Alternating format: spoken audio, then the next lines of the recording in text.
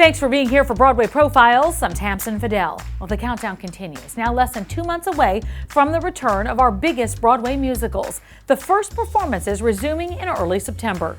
But the new staging of Company returns in November, starring Katrina Lenk, Patti LuPone, and a ton of other great stars. Paul Wontorek is here with the story. Matt Doyle was already in performances in Company when the pandemic shut down Broadway. Now the veteran of hits like The Book of Mormon and Warhorse is anxious to get back on stage to play a groom having second thoughts about getting married today. So Broadway's coming back. Yes. How do you feel? Overwhelmed, grateful, emotional every single hour about it. Yeah, I think that it's so surreal to be standing here and looking at that after all of the trauma that we've all collectively been through. My dressing room is right there. My water bottle's still there. Everything that I did, like all the pictures that I hung, and it's all right there. My costume is hung, ready to go.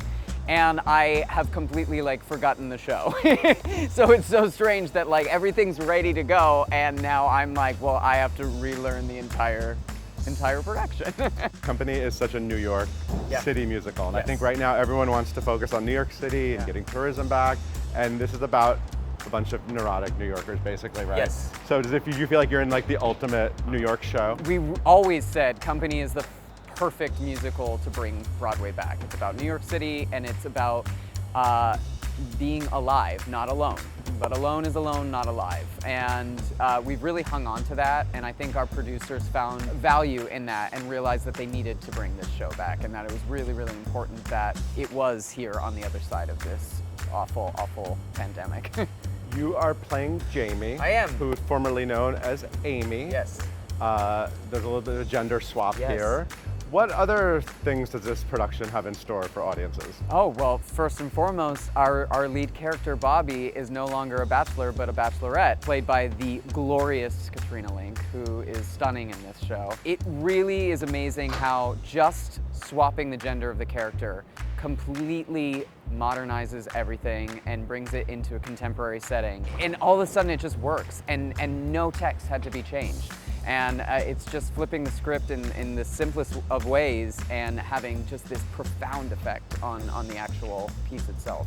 Which is amazing because it's 51 years old, this show, and it was so contemporary and modern when it came out, but I guess these human emotions are just sort of evergreen. Well, my favorite thing that Marianne said about Company and the piece itself is, I don't know if I buy that a 35-year-old man in New York City would be criticized for not being married at this point. In the 70s, of course, but today I don't know if it really comes across anymore that he would face such scrutiny from his friends.